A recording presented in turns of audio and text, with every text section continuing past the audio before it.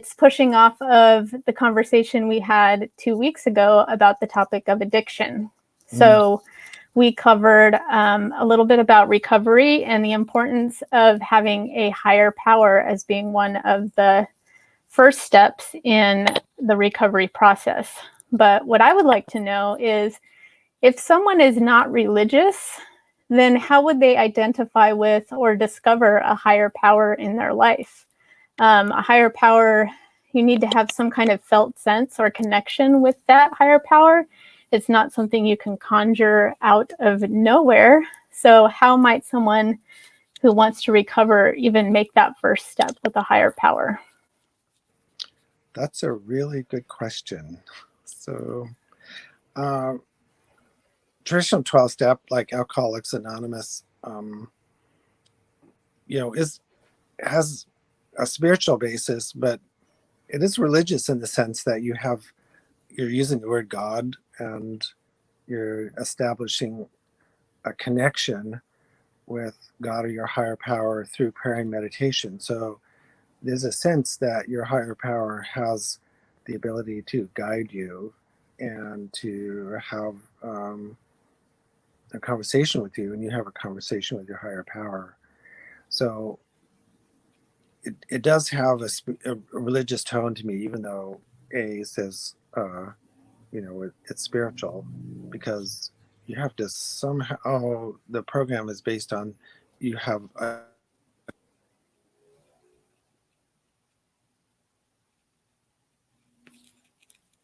outside yourself.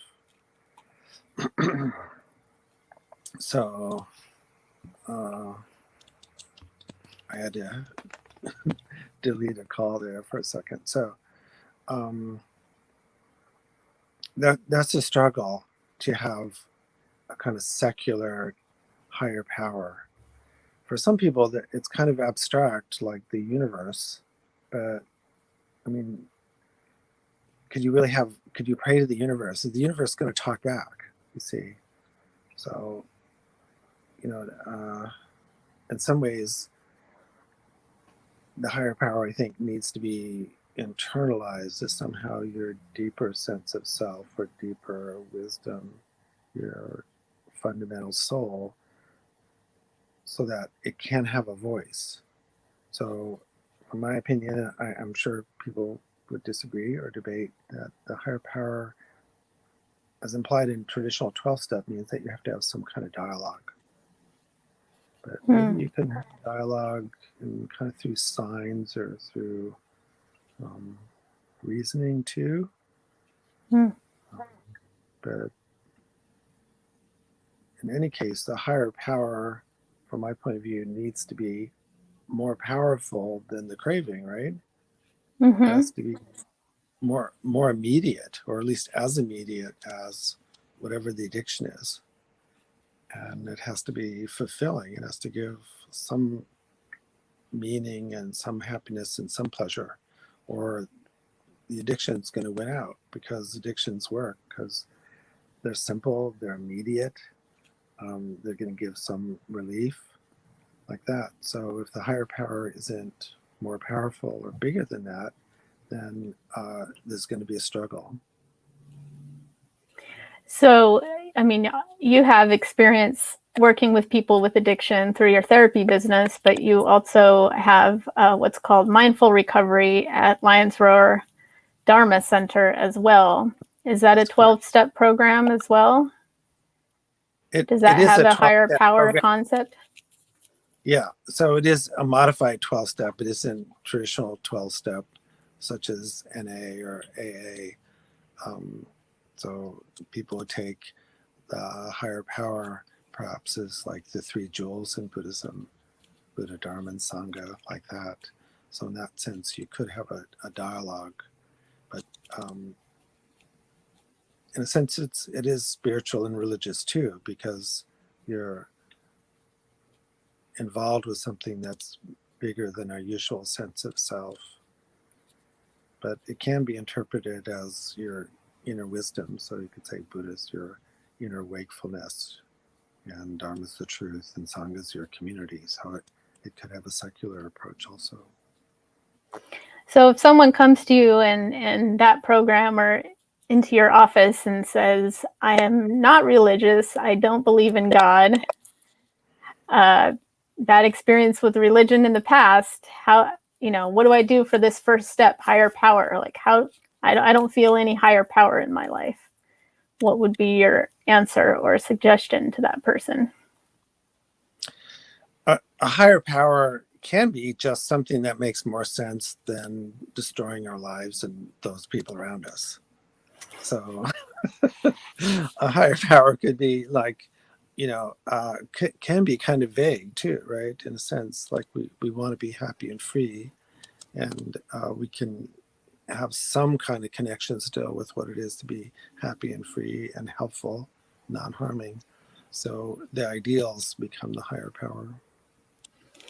So the higher That's true power. with a lot of secular kind of programs where psychological too, where you're attempting to identify with values um, that are greater than our confusion.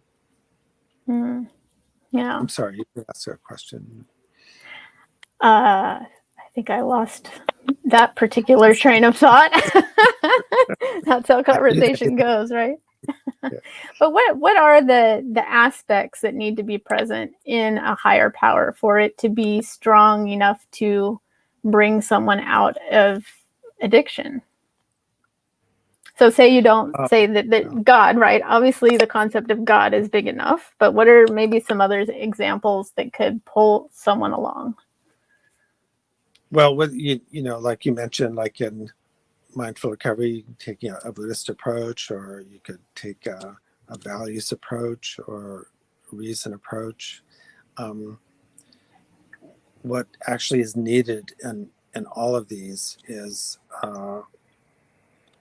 some belief that it actually works. So that, like so many people go, I don't want to be, hassled with belief, but belief actually is important. If we believe that it works, or we have a real need for it to work, we'll invest in something. So it's funny, but if you think you can't, you can't. So the hard part is when people are in a very negative or nihilistic state and they're going, I don't think anything works at all. Mm-hmm. So then that first step would be to say, well, maybe something can work for me. Yeah, I think there's a little bit of a leap where people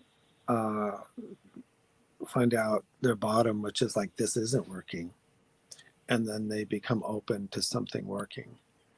And I think it is somewhat a little bit mysterious, because there are all kinds of programs and workbooks, and it makes it look like this, it just happens like this and just do this. But determining when somebody is really ready and when they kind of make a jump into let's try it, which doesn't, so when I say let's try it, doesn't mean you have to believe anything 100%, but you believe it maybe 5%, like it's worth trying. There's something kind of magical that happens there. So I feel like in psychology, the scientists are trying to quantify these things so that they can reproduce the results with people. So they've identified these steps, and you take these steps and you should get these results. Yeah. It seems like a very left brain way of looking at it. That would be so nice if it was like that, kind of like physics or, gravity. When you drop something on the planet, it falls. So if it was easy, all the programs that have developed over, let's say, the last 100 years, we would have figured out there wouldn't be any addicts. And first time someone gets involved in a program or goes to a meeting, it sticks. But that hasn't happened. Right. Yeah, that's true. So there are a lot of variables, and one of the biggest variables is people's intentions, or if you will, their willpower, and their ability to believe that something works and will be a benefit. That confidence, so you could say confidence too. But at some point, and it's kind of still a little bit of a black box. How does somebody make that transition from nothing's worked for me, and I think I'm a failure, and da da da, to okay, I'm willing to invest some real time. Yeah. Now that makes a lot of sense, that the intention is important, the belief that it can happen, the effort. But would you also say that one of the big variables that's key in all of this is support as well? Like, can someone do this on their own? Do you need to feel like someone really cares? Like, do you need to be in that environment for that to work? That's also another really good question. I think people can be surrounded by support and not access it.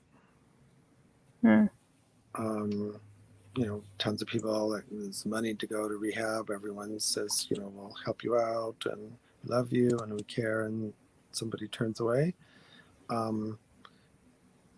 And sometimes people, really in the dark of the night and, kind of really deep in the pit, they make a decision that they want to live, and they don't see anything else than just that desire to, live and be free. So I think it takes a lot of support to continue the process of recovery.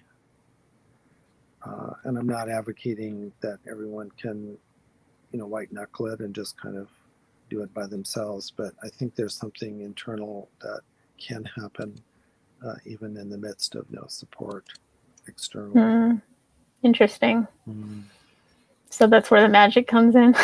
It's a little bit of both. Yeah, I mean, there's a certain quality of unknown. Yeah. I don't think in psychology or human behavior it's not gonna turn into like chemistry or physics where you can actually. But now we know from physics there's a lot of unknowns too about quarks and string theory, and I'm not even naming them all, right? Of course not. Yeah. There's a lot of unknowns. Yeah, but including the higher power. Yes, which is an unknown. What can be known is, people can become really convinced that when they're doing a really activity that leads to pain and frustration. Honestly, sometimes that's the place where people start, is the bottom. Like, whatever I'm doing, I don't want this anymore. I'm really certain of that. I don't know if I can be helped, or I don't know if there's a higher power, or there are flying saucers or anything, but I do know that this isn't working. That can be very powerful. It can be a very strong bottom, as we'd say, where you just go, that's it. I'm the 0 step. I don't want to do this anymore. The 0 step. 0 step. Yes, I like that. All right. Well, I can't believe this has gone so fast. It's already 14 minutes. So this is going to be our end for the day. Thanks for coming and talking to us about this. And I hope there are people out here who found it helpful. Thank you very much. And if anyone has any questions, email me and we'll put him on the hot seat. Thanks. Okay. Thank you. Bye-bye. Bye.